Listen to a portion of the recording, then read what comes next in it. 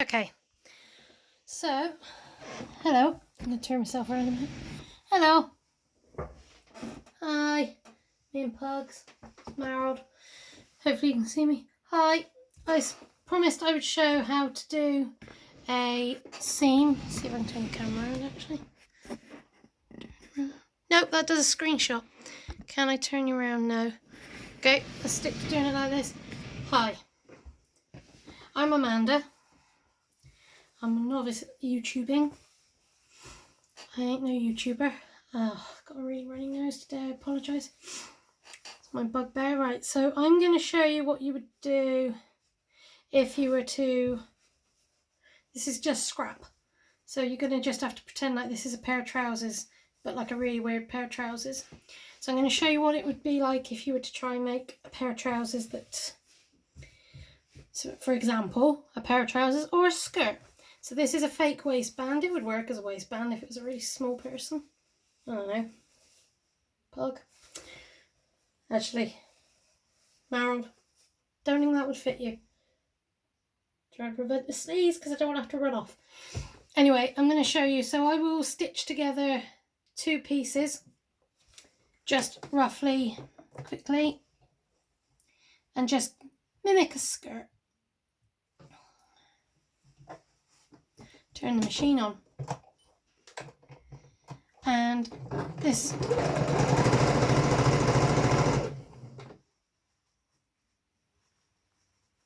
make sure the fabric's nice and straight. You don't need to see me doing this part.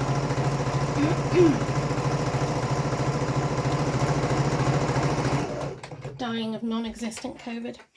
Everyone thinks I got COVID because I got a migraine, but I haven't got COVID. I have a migraine. 24/7 migraines doing me in. But you learn to get told to live with it. And you don't. Right, I'm going to trim up this edge because that was not a straight piece of fabric. Haven't dropped my scissors yet. Don't want to start.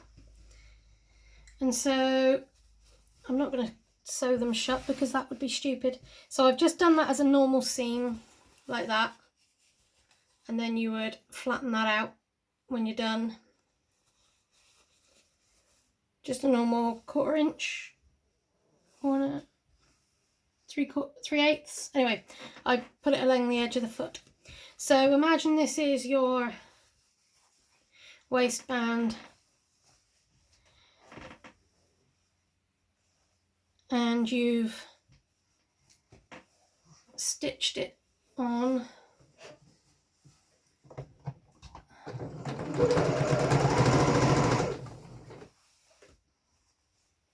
I've actually done it like this before. Anyway, so you stitch it on. Check you can see me right. You stitch it on as normal.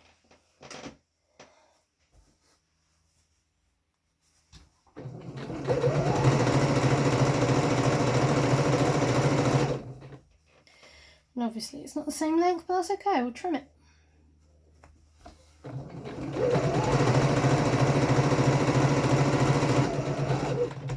Do your reverse.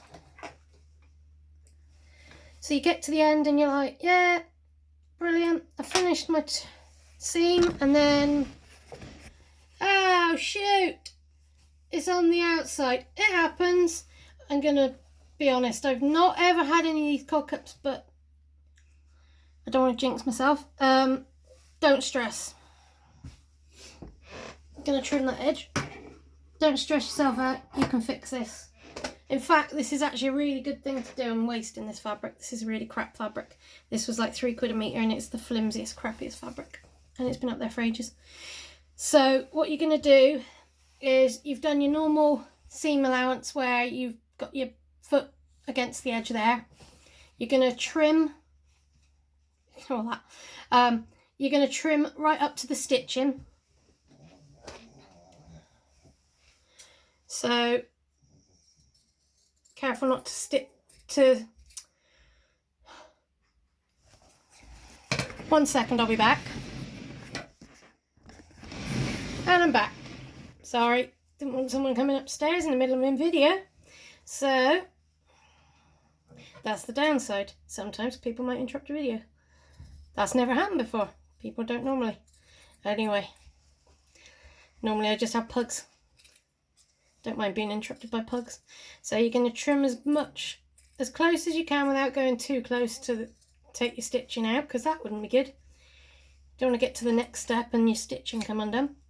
And so get rid of the excess. And now I don't know where the camera is on here, so I'm just gonna do. Nope, that's not Jaws. Do. I've never watched Jaws. Anyway, so you can see it's basically, yeah. Hang on. There you go. In focus, please. Yeah. So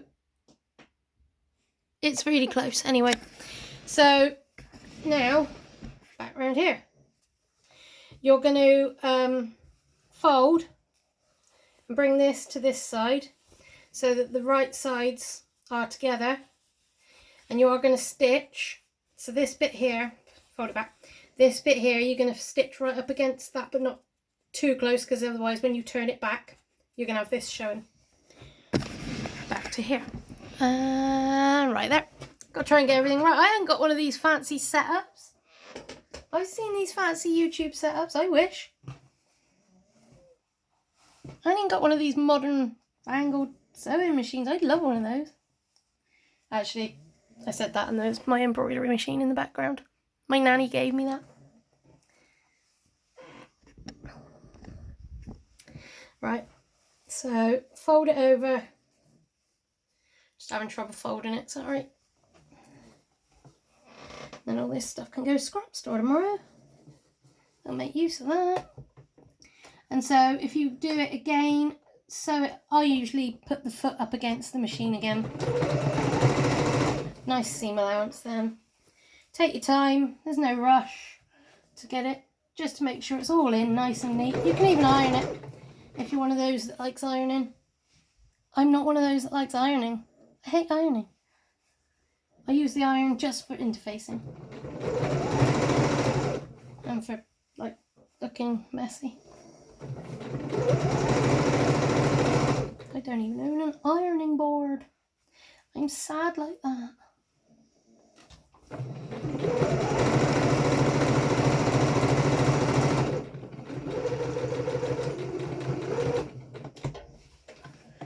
Luckily, my person didn't come up and see me, because otherwise the pugs would have realised it's 3 o'clock and it's time for food. Stewie Pug's got a built-in clock and I would have get hassled. So now you've got your seam, you've got your normal bit at the front. It looks usual. You haven't got all this bit where you've done it wrong at the front, and at the back you've got a French seam. This is what you call a French seam basically. And so the bonus of this is you can use this on any method, and so I will show you how to do that really quick on any sort of seam that isn't a gone wrong waistband. The migraines make my memory appalling, and so basically it makes it look like this. Rolling around again. It makes it look like focus, camera, focus. There. It's very neat, basically. So, yeah, it's about, if you've got time, you've got the effort, you can be arsed. Excuse the French, but if you can be arsed, that's the most closest I've gotten to swearing, and I'm very proud of myself. If you can be bothered to French seam, it's a good method. So, more scrap.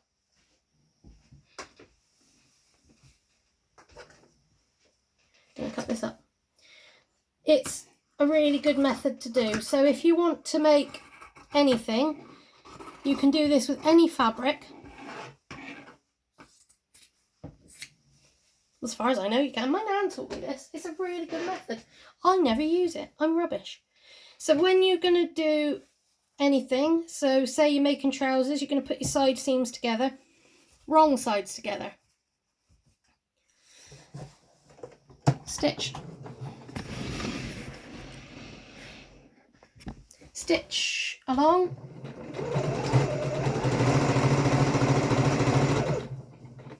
Make sure your edge is straight.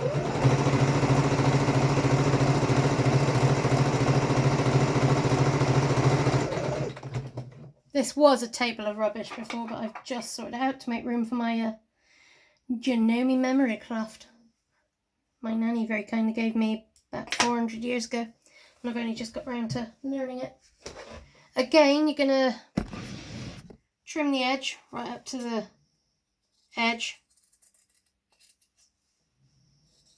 all the way up to the stitching is not too close that you cut your stitch in. So I'd say about 2 mil from your stitching. That was a mil. That's ridiculous. Work, brain, work. I've had 2 days where I couldn't leave the house because of these stupid migraines, and it's torture. Press it down with your fingers. Press this down.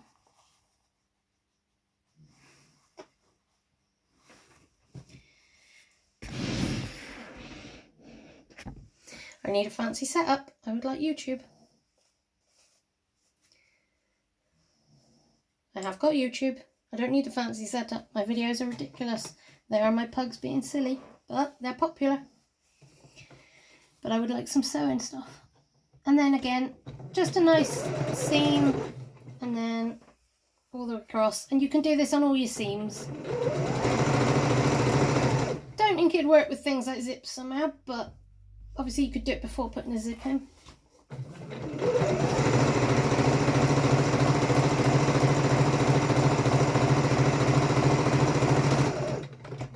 The other thing she taught me was how to do a buttonhole without using a buttonholer, because they're not always easy. Sometimes they fail. I had that recently with my wool coat, which I think is in now in a massive heap in this general area of fabric over to the right of me. 70 odd quid's worth of fabric, and it was a piece of to make. It didn't go well, and yeah, didn't know why there was an extra flap here. Duchess jacket, amazing jacket. So then I had to add a panel. Then I wish I could have rewound time. You've got a really pretty outside seam. Inside, never any chance of fraying. You'd never have to overlock this. Inside, there's like millimeters of stuff. There's no bulk. That's why you cut it all the way down. So my previous video, I forgot to trim to the edge. It had been probably like 400 years since my nan did, not literally. It had probably been a good 4 or 5 years since my nan taught me that method. I haven't seen my nan in a good year because of COVID. My nan is triple vaccinated, but apparently that still means she needs to stay at home. But, well, stay away from us. So, you know, everyone gets panicky about it, and that's fair enough. But, yeah, as of Monday I will be. Good old Boris. If he's watching, he's a moron. Just needs to know that. Hopefully there's no Boris supporters out there. For many reasons. Anyway, that's a French seam. If you want to know how to do a buttonhole without a buttonholer, that video should be on here. If it isn't, leave me a comment. I will make that video. I thought I made it. Leave me a comment anyway. It'd be great to find that there's a comment. Leave me a like, leave me a comment, leave me anything. Let me know what you think. This is a good method. This is, I don't use it very often, but I do if it's handy. It's a good way of getting yourself out of a hole. I mostly use stretch. I like a bit of stretch. Sometimes I do a bit of stretch with swear words on. You might just be listening to a bust right now. I have no idea what this is filming. I do apologise. I should turn it round. Let's turn the phone up just to be sure. Hi. Hopefully you're talking to a head now. But yeah, I enjoy what I do. I enjoy sewing. I have a brain injury, and getting a job with a brain injury as well as a lack of experience has been impossible. So I've given up and I take up sewing and stuff like that. But I enjoy what I do, and that's all that counts. But yeah, like I say, check me out. Check it out. Hope that's been informative, and see you later. Quick before I go. What's that? That's my helper. That's my helper. There is another one, but he's gone. He's gone somewhere up there. He's gone for a nap. Thanks for listening.